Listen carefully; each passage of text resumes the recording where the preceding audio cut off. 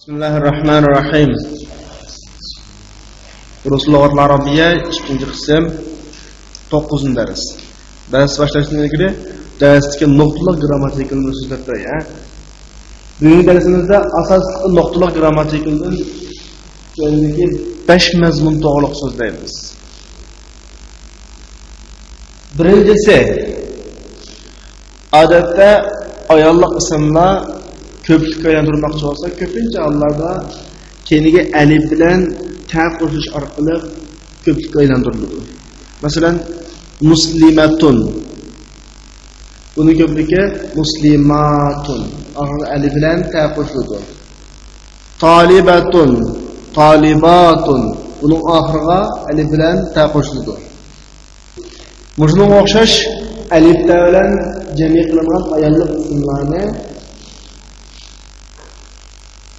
jumladagi o'rniga qarab i'rob berish to'g'ri qolsa, bunday i'rob qilinadi.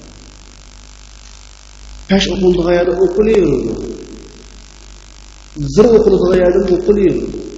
Zavar o'qildigan yerda zir o'qiladi. Shuni bilib olsak. Biz oldingi darslarda jumlada fa'il bo'lsa pesh bo'ladi degan. Maf'ul bo'lsa zavar bo'ladi degan.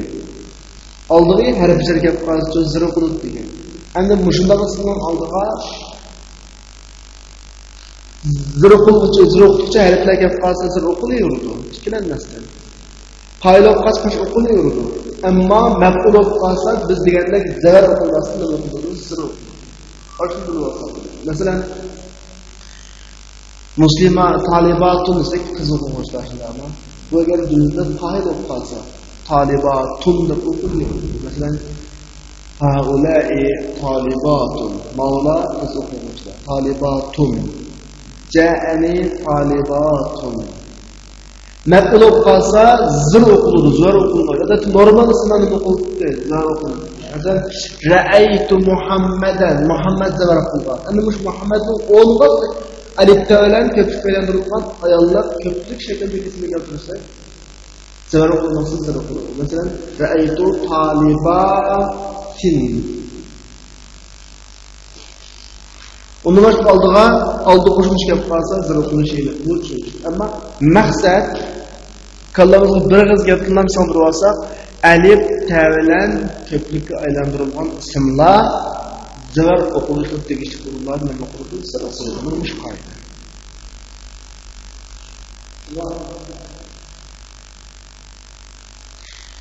Ikkinchi qoida mudofillarga chaqiriq harfi ya kirib qolsa, shundagi muzof zarar bo'ladi. Shu qoida. Muzof-muzoflar sizlarga tushunishlik ikki so'z birga ikkinchi so'z zir o'qilib tarjimasiga ning qo'shimchasi qo'shilsa, buni biz muzof-muzoflarlik birikma deymiz. Masalan, Abdullah desa Allohning bandasi. İbn degan qo'l qo'lishlarmi? Ibn Muhammad desa Muhammadning o'g'li. Ibn Abbasning o'g'li degandek. Endi shunday ikki so'zning birikib muzof-muzofillar deb ataladigan ikki so'zning oldiga nima kelib qolsa, birikkan so'zning birikining oldiga chaqiriq harfi ya. Arab tilida ya falanda kelib qolsa, shu ya kelib qolsa, birinchisi ya'ni muzofni Mesela Abdullah qo'yishindami oldiga ya kelib qolsa, ya Abdullah.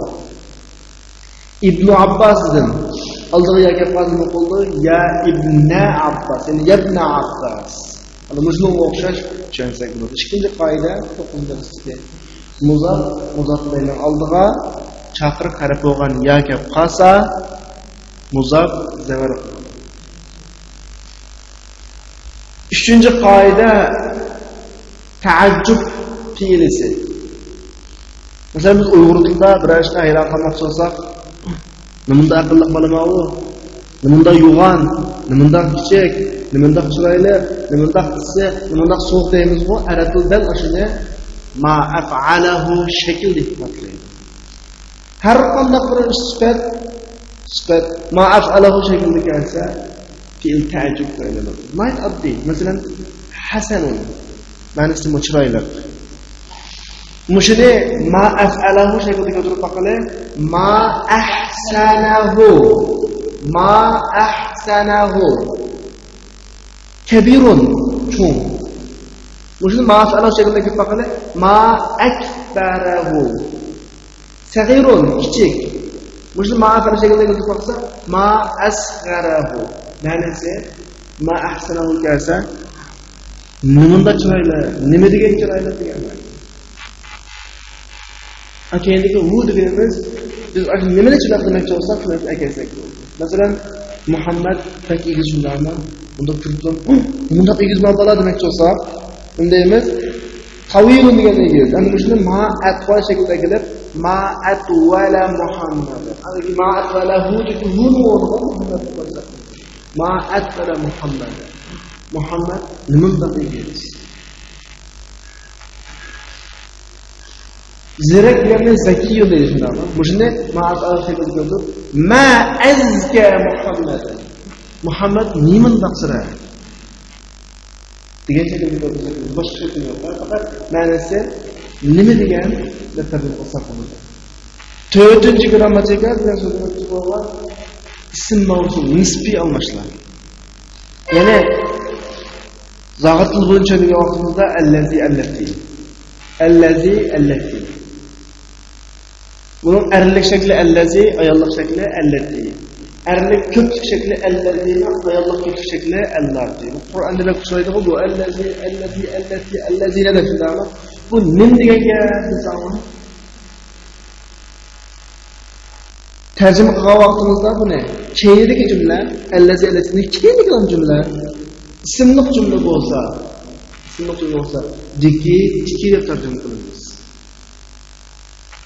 Basta. Fiillik cümle olsa köpünce Allah'da g'amqan. Amma salonda shu hukm aytilgan qolsin, allati ma'nosi deki tiki g'amqan deb tarjima qilsa. Ayna talibul lazi jaa amsi. Ayna degan nima o'qiyadi? Talib o'quvchi. Allazi nimzo g'amqan deki tiki shundami? G'am deb turdi hozircha. Jaa keldi amsi tunugim. Xush baqalandi tunugim kelgan o'quvchi dedi. G'amqan gelgan shunami deki tiki deb tarjima qilsa. Ham faqat diqqat qilgan nuqta erlik ayollar ko'plik shaklarini ta'kidlab bo'lsa kerak. Allazi erlik birlik, allati ayollik birlik, allazina erlik ko'plik, allati ayollar ko'plik. Jumladagi tarjimasi diki, tiki, g'am, degandek shaklda tarjima qilsa bo'ladi.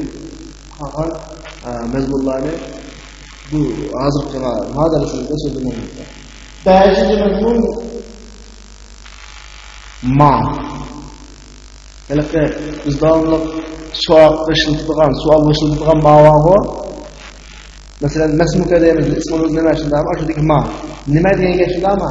Hamda mushu ma'noning oldiga bir harf qo'yib qolsa, keyindagi alifni tashlasak bo'ladi. Masalan, din deydi min. O'sha minni ma'no oldiga qo'ysak, asli min ma'no shundami? Hamda oxirgi alifni tashlab mimma qilsak. Ba bilan degan gap. Shundaqo ma'no qo'ysak bima, nim bilan degan gap. Ana o'sha ilmlar o'tib nimsak bo'ldi bima. Bunun Qur'onda misol kelsak, an degan to'g'risida din degan ma'no shundami? Ma qo'ysak amma olamda nima to'g'riliq degan gap. Qur'onda sura Amada bir parda bor, pardasini amma yatasal. Amma asli amma. Alif tashdid lugha amma. الكلمات الجديدة. Ders başlasın kirib biz avval yangi so'zliklarni bilib olaylik. Qaimatun, qawaimu, ma'na, tinun, narun, alaqatun, alaqatun, lahdatun, jarasun, ajrasun, عدة حضر خلق رفع ahsanta ranna qoimatning ma'nosi tizimlik degan ma'noda. Qavoim tizimlikka ko'p tutdi. Ya'ni qamoq tizimligi, dars sirkisi qatorliq narsalarga ma'lum.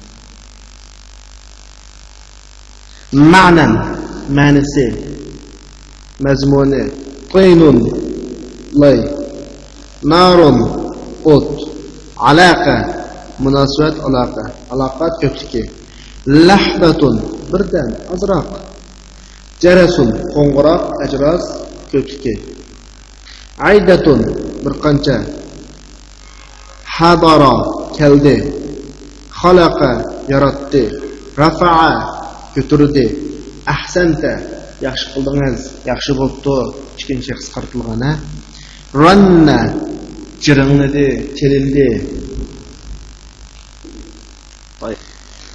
الدرس التاسع دخل المدرس الفصل ووجد فيه 15 طالبا فقط فقال لهم أين الطلاب الجدد الخمسة الذين جاءوا أمس؟ قال عبد الله حضروا اليوم وخرجوا قبل قليل أظن أنهم ذهبوا إلى المدير. رجع الطلاب الخمسة بعد قليل فقال لهم المدرس أإلى المدير ذهبتم يا أبنائي؟ قالوا نعم ذهبنا إليه لأننا ما وجدنا أسماءنا في القائمة. جلس المدرس وقال أقرأتم درس الأمس يا أبنائي؟ قال الطلاب نعم قرأناه وكتبناه وحفظناه. قال المدرس أفهمتموه؟ قالوا نعم فهمناه جيدا. ما أسهل هذا الدرس؟ قال عبد الرحمن أنا ما فهمت فيه 3 كلمات. قال المدرس ما هي؟ قال عبد الرحمن قرأنا في الدرس هذه الجملة عاد جدي من الخرطوم. فما معنى هذه الكلمات 3؟ قال المدرس عاد معناها رجع والجد معناها أبو الأب أو أبو الأم والخرطوم عاصمة السودان. أفهمت؟ قال عبد الرحمن الآن فهمت. ثم فتح المدرس كتابه وقرأ درسا جديدا. خلق الله الشمس والقمر والنجوم والأرض والبحار وخلق كل شيء وخلق الإنسان من طين. ثم قام وكتب هذا الدرس على السبورة. رفع محمد يده وقال ما معنى الطين يا أستاذ؟ قال المدرس الطين معناه التراب المختلط بالماء. ورفع فيصل يده فقال له المدرس أعندك سؤال يا فيصل؟ قال فيصل نعم عندي سؤال.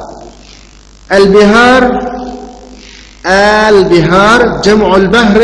قال المدرس نعم هو كذلك. قام الحسن وقال ما جمع السماء يا أستاذ؟ قال المدرس جمعها سماوات. ثم سأل المدرس الطلاب عدة أسئلة. من خلقك يا إبراهيم؟ خلقني الله. ومن خلقكم يا أبنائي؟ خلقنا الله. من خلقني يا عباس؟ خلقك الله. من خلق الشمس يا عبد الله؟ خلقها الله. ومن خلق القمر يا عبد الله؟ خلقه الله. ومن خلق النجوم يا أحمد؟ خلقها الله. يا أستاذ عندي سؤال ليست له علاقة بالدرس. ما هو؟ قرأت في كتاب أن النجوم أبعد من الشمس. أصحيح هذا؟ نعم هذا صحيح. مما خلق الله الإنسان يا عثمان؟ خلق الله الإنسان من طين. أحسنت يا عثمان. ومما خلق الله الجان يا أبا بكر؟ خلق الله الجان من نار. كيف عرفت ذلك يا أبا بكر؟ عرفت ذلك من القرآن الكريم فجاء في سورة الأعراف أن إبليس قال لله أنا خير منه خلقتني من نار وخلقته من طين. أحسنت يا أبا بكر. كم سماء خلق الله يا عبد الله؟ خلق الله 7 سماوات. وفي كم يوم خلق الله السماوات والأرض يا عبد الرحمن؟ Xalaqallohu as-samawati wal arda fi 6 ayyam. Hada sahih. قال الله تعالى في كثير من الآيات إنه خلق 7 سماوات. فقال في سورة الطلاق الله الذي خلق 7 سماوات. وكذلك قال في كثير من الآيات إنه خلق السماوات والأرض في 6 أيام. فقال في سورة الحديد هو الذي خلق السماوات والأرض في 6 أيام. في هذه اللحظة رن الجرس وخرج المدرس من الفصل. هذا ترجمة jarayonida biz ilgari va bugungi grammatikalarni bir qadar tahqiq qilamiz. Ammo bugungi darsga munosabatli grammatikani sal bakroq tahqiqlaymiz. 9-dars.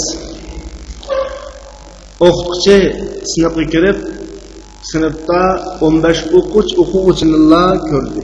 Majmulda vajada degan fe'l asli lug'at ma'nosi topdi degan ma'noda. Undan keyin ko'ngilda his qilgan. Va asosliqqa ko'zlarni ko'rishdan boshqa qalb bilan his qilishni ifodalaydi. Shu yerda o'quvchi 15 o'quvchilar ko'rdi deganim baliqni his qildi deganda his qildi degan ma'noga yaqin chiqadi. Ama 15-larning keyingi kelgasini zo'r qildiqlik to'g'risida grammatika oldinda ketgachga bir tahlil o'tmaymiz. Shuning bilan ularga mundaq dedi. Shuning bilan deganda faqatdagi fa shuning bilan ifodalaydi. Ayna tullabul jududul al-khamsatu alladhina ja'u ams. Bayatimiz ta'kidlab o'tgan allazina allati degan nisbiy almashlar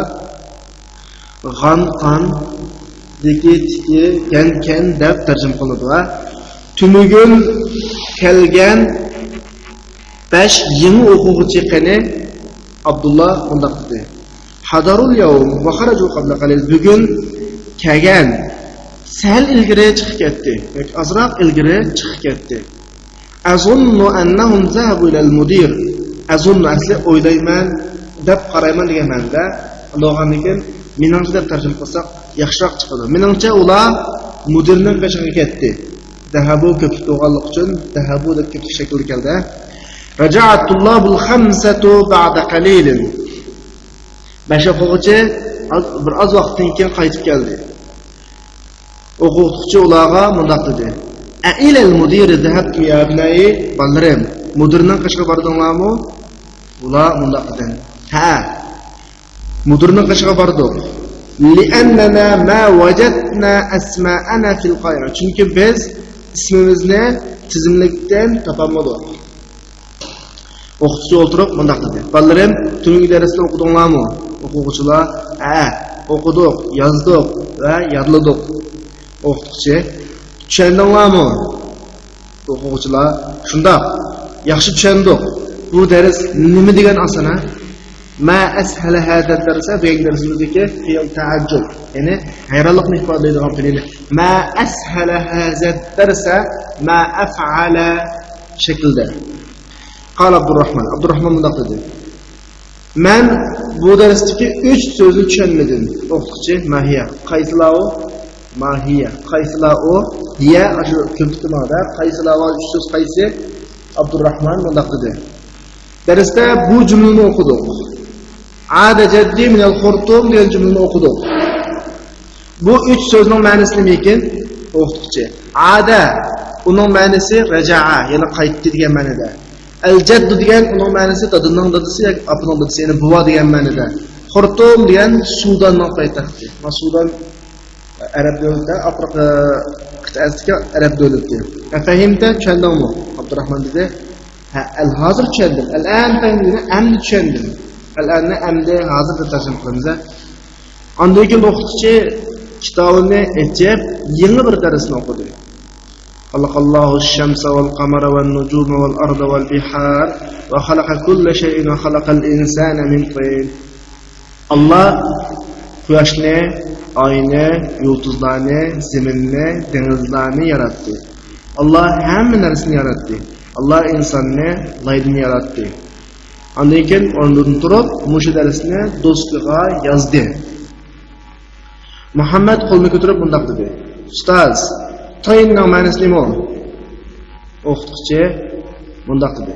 Tin, onun ma'nosi suv bilan aralashgan tuproq demakchi. Suv tuproq arasından buldu, lay oldu. Lay demakchi.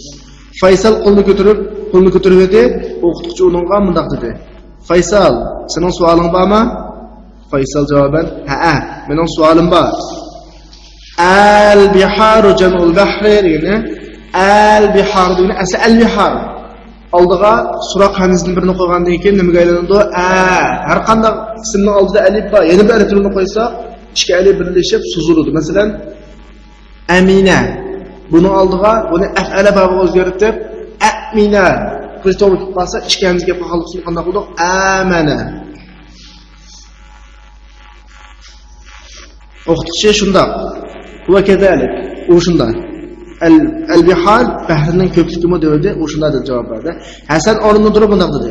Ustoz, osmonning ko'pligi nima? As-sama degan so'zning ko'pligi nima dedi. O'qituvchi uni ko'pligi samawat. Andigan o'qituvchi o'quvchilardan bir qancha savol so'radi. İbrahim seni kim yaratdi? Meni Alloh yaratdi. Ammo yerdagi ikkinchi shaxs birinchi shaxsning almashlaridan almashishiga diqqat qilinglar. Balalarım sizlarni kim yaratdi? Bizni Alloh yaratdi. Abbas meni kim yaratdi? Sizni Alloh yaratdi. Abdullah quyoshni kim yaratdi? Uni Alloh yaratdi. Mana Abdullah yo'qiladi, abda zavar qildi. Bayatni darsda ta'kidlab o'tgan qoida. Muzab bilan beshiga chaqir qarab kirib qolsa, muzab zavar qiladi. Man xalaqal qamara ya Abdurrahman. Abdurrahman oyni kim yaratdi? Xalaqahulloh. Uni Alloh yaratdi. Aman xalaqan nujuma ya Ahmad. Ahmad yulduzlarni kim yaratdi? Ularni Alloh yaratdi. Ustoz, mening darsga munosabati bo'lmagan bir savolim bor. Indi bor yamanida savol. Laysat yo'q. Lahu uning aloqa munosabati darsga, ya'ni mening darsga munosabati yo'q bir savolim bor. Ma huwa nima? Men kitobda mundaq deb o'qidim. Yulduzlar quyoshdanmi yiroqroq. Nima u? Biz oldinda yozgangan af'alu min shakl ismi tafsilni millashtirilishi. Din yiroqroq. Mushu to'g'rimi? Na'am, hada sahih. Ha, mush to'g'ri. Mimma xalaqallohu al-insana ya Osman. Osman, Alloh insonni nimadan yaratdi? Hadiki mimma bayatni so'zlagan mimma. Ma'lan min birlashgandan keyin min ma'nan alifi tushib ketdi. Xalaqallohu al-insana min tin. Alloh insonni laydan yaratdi. Ahsanta ya Osman. Yaxshi javob berding Osman. Ahsanta har qanday ish, harakat, so'z, savol, javob har qanday bir ishdan yaxshi bo'lganga ishlayveradi, kelaveradi. Va mimma xalaqallohu al-janna ya Abu Bakr. Abu Bakr Alloh jinlarni nimadan yaratdi? Ya'ni Abu Bakr muzab layog'achqa yoki levdi abada savar qiladi. Xalaqallohu al-janna min nar. Alloh jinlarni o'tdan yaratdi. Kayfa arabta zalika ya Abu Bakr? Abu Bakr shuni qanday bilding? Arabtu zalika min al-Qur'anil Karim. Men shuni Qur'oni Karimdan bildim. Chunki faja'alga fa'da chunki de ma'ni chiqadi. Chunki sura Arafda iblisning Allohga mundaq deganligi keldi. Ana xayrun minhu xalaqtani min narin va xalaqtahu min tin. Men u odamdan yaxshi. Meni o'tdan yaratlar, uni laydan yaratlar. Mana bu oyatga qarab, men shaytonning, jinlarningki o'tdan yaratilganligini bilib oldim. Ahsanta ya Abu Bakr. Yaxshi javob berding Abu Bakr. Kam saman xalaqallohu ya Abdullah. Abdullah Allah qancha osmon yaratdi? Xalaqallohu sab'a samawat. Allah 7 osmon yaratdi. Fi kam yawmin xalaqallohu samawati wal arda ya Abdurrahman. Allah osmon zaminlarni Abdurrahman. Allah osmon zaminlarni qancha kun yaratdi? Xalaqallohu samawati wal arda fi 6 ayyam. Allah osmon zaminni 6 kun yaratdi. Ya'ni diqqat qilsak, xalaqa fi'l Allohning fa'ili, as-samawati maf'ul, al-ardamu maf'ul maf'ul. Al-arda normal zor o'qilayveradi, ammo as-samawat biz darsdan oldin so'zlagandek alif ta bilan kelgan ayollik ko'plik shaklidagi so'zlarga zvar o'qilayotgan muqovatda zar o'qilayotdi. Hasa sahih, bu to'g'ri. Alloh nurg'un oyatlarda osmon zaminni yaratganligini dedi. Sura Talaqda mundaq deydi. Allohullazi xalaqa sab'a samawat. Allah nurg'un oyatlarda 7 osmonni yaratganligini dedi. Sura Talaqda mundaq dedi. Allah 7 osmonni yaratdi. Shuningdek nurg'un oyatlarda osmon zaminni 6 kunda yaratganligini dedi. Sura Hadidda mundaq deydi. Huvallazi xalaqas samawati wal arda fi sittati ayyam. Allah osmon zaminni 6 kun yaratgan zot. Shu vaqtda qo'ng'iroq chilinib, o'qituvchi sinfdan chiqib ketdi. Tekstni tushungan bo'lsak, hozir tamarinni bir qo'shimiz o'taya. Tamarinning birinchi, ikkinchi, uchinchi ko'nikmada asosida jumlaning mazmuni munosabat, tekstning mazmuni munosabat bo'lg'achqa, tekstni o'rganib bo'lgandan keyin ishlaymiz. Endi mana ikkinchi ko'nikmada ana xayru minhu xalaqtani min narin va xalaqtahu min tin degan oyatga qarata javob berib savol qo'yapti. Mujigatni kim dedi? Kimga dedi? Mushu oyat qaysi suradan? Mushlarga tekstni o'zlashtirgandan keyin javob bersak bo'ladi. To'rtinchisi, tuandagi so'zlarning ma'nosini deb beradi. Tin, ada, jad. Uning ma'nosini o'rgangan bo'lsak, tushunsak javob bersak bo'ladi. Beshinchisi, misolni o'qib, shu bo'yicha tuandagilarni to'liqlandi. Masalan, bizga berilgan misol Asimatul Sudan al-Khurtum. Sudanning poytaxti Xurdum. Endi biz tuandagi misollarni o'zimiz bilsak, arab sayyoramiz bo'lsa, to'xtatsak bo'ladi. Masalan, Iroqning falan yerda edi. Iroqning nimasi poytaxti? Asimatu na Bag'dod. 6-ko'nikma. Misollarni o'qing. Tuandagi jumlalarni fe'li tahajjub, ya'ni hayron qilib ishlatib, yezing deyotdi. Masalan, bizga bergan misol, biz bayat tushuntirgandek, har qanday sifat ma'afala o'tib tushib, fe'l tahajjub qilinadi. Masalan, hazar rajul tawil, bu odam egiz. Tawilni ma'afala o'tib tushib, ma'afala qilamizku, ma'atala hazar rajula, bu odam nimandaq egiz. Hazal baytu kabir, bu uy cho'ng. Ya'ni kabir degan sifatni ma'af'alu shakliga kirgizib, fe'l ta'jub qo'ydiramiz. Ma akbara hazal bayt. Hazihi sayyara jamila. Jamila degan sifatni ma'af'ala shakliga kirgizib, ma ajmala hazihi sayyara. Bu mashina nima degan chiroyli. Mush bo'yicha qog'ozlarni ishlasak bo'ladi. Masalan, hazal na'u barid. Baridningki af'ala shaklini iliq deb birotiz bizga abrada deb. Ma abrada hazal ma. Bu suv nima degan suva bu shaklda qog'ozlarni ishlasak bo'ladi. 7-mashq ta'ammil al-amthilata thumma qra' al-kalimat al-atiyya waktubha ma'a dhabt awakhiriha. Misollarni o'ylaning, undan keyin tuandagi so'zlarni o'qing, ularni oxirini qoidaga solish bilan yezing. Oxirini qoidaga soling deyapti. Endi bayatning grammatikada biz muzab muzabillayning oldiga jabirib qolsa muzab zarf qildi degan. Bir gap chala qoldi. Xossim, odatda yolg'iz xossimni oldiga kirib qolsa, u ism taq hash o'qiladi. Buning tafsiloti inshaalloh grammatik kitobda qo'yiladi, ammo ismi so'zlagan gap ya yolg'iz xossimning odamning ismini oldiga kelsa, bu ism taq hash o'qiladi. Muzab muzablayni oldiga kelsa, muzab zarf qiladi. Masalan, deyotdi, Muhammadun ya Muhammadu, Hamidun ya Hamidu, Ustazun ya Ustazu, Ukhtu Hamidin ya Ukhta Hamidun. Muzablayni zarf qiladi-da. Abdullah ya Abdullah deganda. Endi aslindagilarni tushungan bo'lsa o'qitgan davotda albatta yolg'iz kelganlarni taqpash o'qiymiz, muzab qilib kelganlarni zarf qo'yamiz. Bu bizga ayon. Tuandagi misolni o'ylab boqing va tuandagi jami muazziz salimni muayyanlashtirib, buni oxirini qoidaga soladi. Biz bayat o'rgandik. Alifda bilan ko'pchiliklardan jami muannas salimlar, ayollar ko'pchiliklar qanday o'qiladi? Zar o'qilg'aydi, zir o'qiladi deb o'rgangan. Ra'aytu sayyaratan bu birlikka. Ko'pchilikka ra'aytu sayyaratin asli zar o'qilish kerak, ammo zir o'qiladi. Ammo shu bo'yicha qog'ozlarni o'rgansak bo'ldi, izlab topsak bo'ldi. Masalan, ikkinchisi talibat, uchinchisi majallat. Balki birinchi mashqda xalaqallohu ash-shamsa wal qamara wan nujuma wal bihar wal ard was samawat. Qaysi alifda jami bo'lmaslik turadi? As-samawat. Qog'ozlarni shu bo'yicha izlab chiqib, oxirini qanday o'qiydiganligimizni tushunsak bo'ldi. 9-si misolni o'ylab toping. Undan keyin hamzini to'ndagi jumlaga kirgizib toping deyapti. Bayatni degani tekstni tushuntirishga yanada 5ida alif bo'lgan ismga hamzadan birini qo'shsak, ikkisini birlashtirib so'zimiz deb. Masalan, tekstda al-biharu jam'ul bahr deb chiqdi-ku. Al-bihar degan so'z bahrning ko'pligi mudab. Bu asli bunda al-bihar, al-bihar. Ikkisini qo'shgandan keyin ishga hamzani nima bo'lib ketgan? Al-bihar bo'lib ketgan. Xuddi shunga o'xshash al-ana. Mujma al-ana oldiga nima qo'shsak, hamzani bilan qo'shsak al-ana bo'ladi. Al-yawmni oldiga nima qo'shsak al-yawm bo'ladi.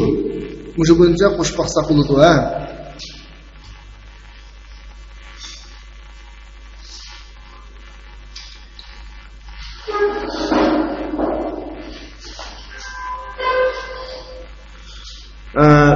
Tövəndəki misalını oynayıb baxın və